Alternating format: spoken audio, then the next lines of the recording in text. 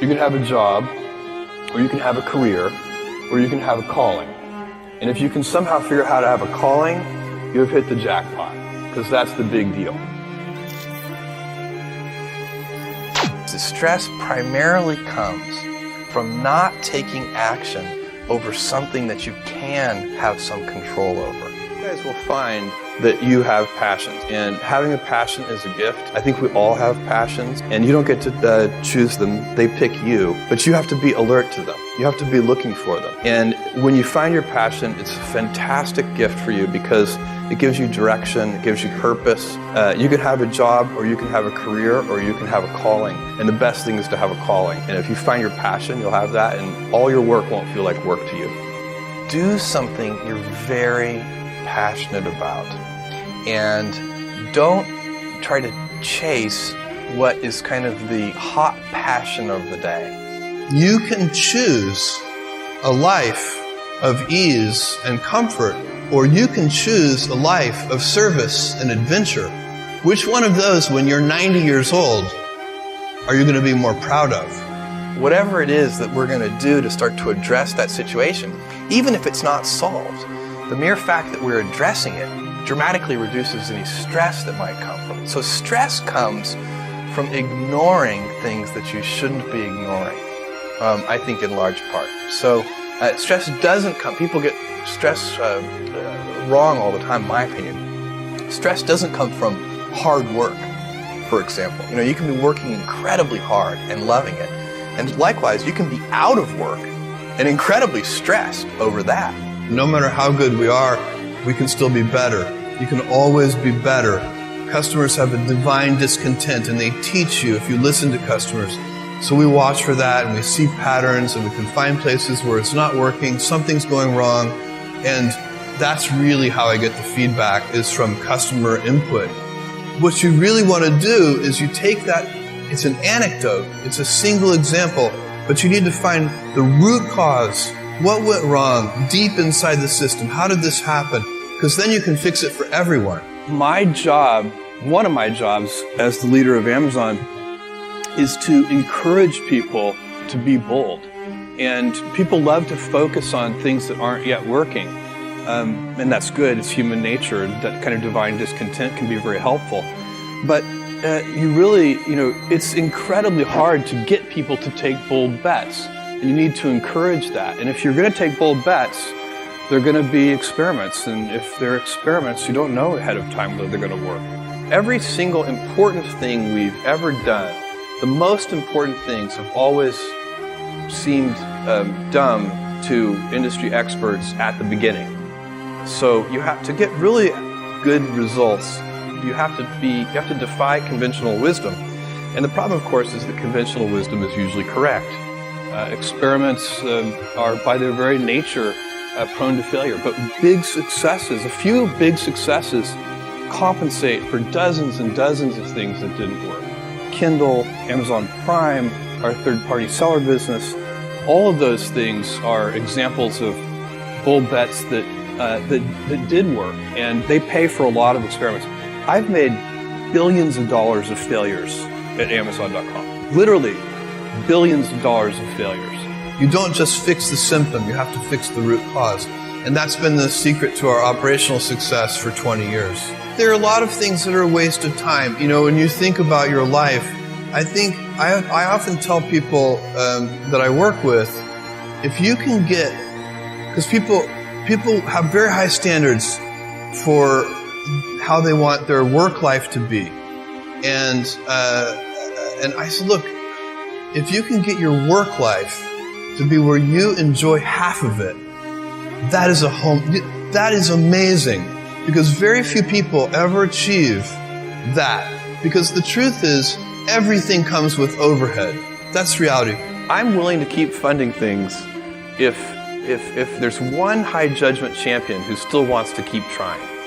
And I think that's extremely important, because I think most companies, especially larger companies, give up on things too soon. It's companies that don't continue to experiment, companies that don't embrace failure, they eventually get in a desperate position where the only thing they can do is make a kind of Hail Mary bet at the very end of their corporate existence. Whereas companies that are, making bets all along, even, big bets, but not bet the company bets. I don't believe in bet the company bets. That's when you're desperate. That's the last thing you can do. What we're really focused on is thinking long term, putting the customer at the center of our universe, and inventing. Those are the three big ideas to think long term, because a lot of invention doesn't work. If you're going to invent, it means you're going to experiment, so you have to think long term. So these three ideas, customer centricity, long-term thinking, and a passion for invention, those go together. That's how we do it. And by the way, we have a lot of fun doing it that way. Every job comes with pieces you don't like. And we need to say, that's part of it. And not resent those pieces, or try not to, but also try to minimize them. I tell senior executives, you should have the least stress. There's this weird, I think, false idea that CEOs, I'm a CEO, there's this false idea that CEOs are under the most stress. Well, I look at that, I'm like, why? You're in charge. That is true for most businesses, where you kind of proceed adaptively. It's step by step. You figure it out. You have a success, and then you kind of double down on that success, and you figure out what else you can do, what customers want. And everything we've done and all the success we have is at its root primarily due to the fact that we have put customers first. So you really need to be very clear with yourself. And I think one of the best ways to do that is this notion of projecting yourself forward to age 80, looking back on your life and trying to make sure you've minimized the number of regrets you have. That works for career decisions. It works for family decisions. It means step by step ferociously, and it's the motto for Blue Origin. Basically, you can't skip steps. You have to put one foot in front of the other. Things take time. There are no shortcuts. And but you want to do those steps with passion and ferocity. You need to be nimble and robust. So you need to be able to take a punch, and you also need to be quick and innovative and doing new things at a high speed. That's the best defense against the future. And you have to always be leaning into the future. If you're leaning away from the future is going to win every time. Never, ever, ever lean away from the future. Being an inventor requires, because the world is so complicated, you have to be a domain expert. I mean, in a way, even if you're not at the beginning, you have to learn enough so that you become a domain expert.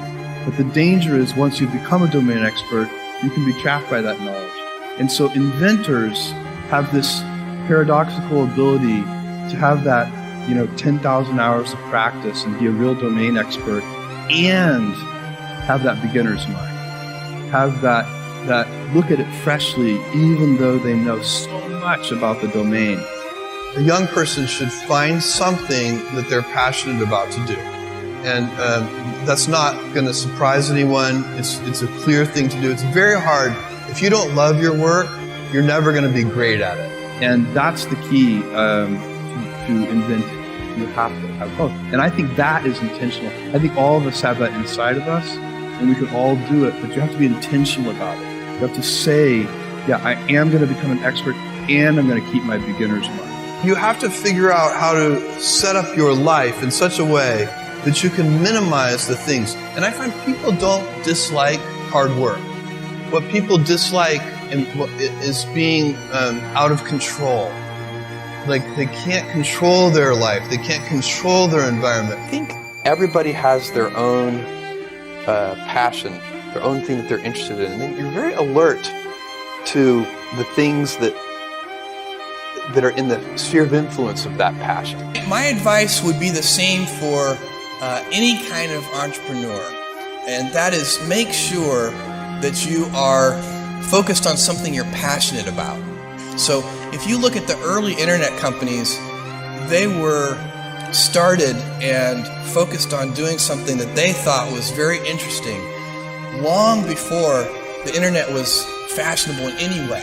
We only have a few principles at Amazon, kind of core values that we go back to over and over again. And if you looked at each of the things that we do, you would see those run straight through everything. So the first one, and by far the most important one, is customer obsession.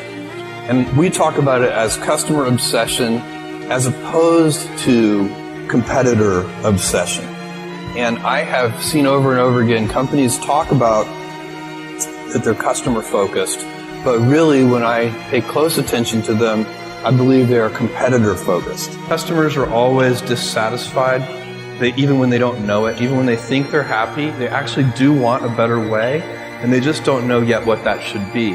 And that's why I always warn people, customer obsession is not just listening to customers. Customer obsession is also inventing on their behalf, because it's not their job to invent for themselves. The other thing I would suggest to any young person, even before they start their career, is to really think about their choices.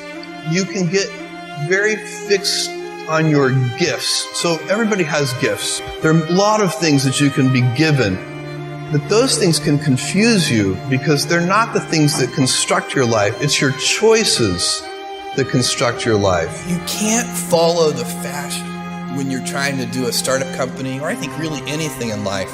But you have to, as an entrepreneur, if you're gonna build a company, pick something you think is interesting, that has the intersection of genuinely creating real customer value, and then just stay right there and let the wave catch you. You know, you're very lucky if you have a career. A lot of people end up with a job. So it's not like I really have a choice to follow this passion. It has captured me. All overnight successes take about 10 years.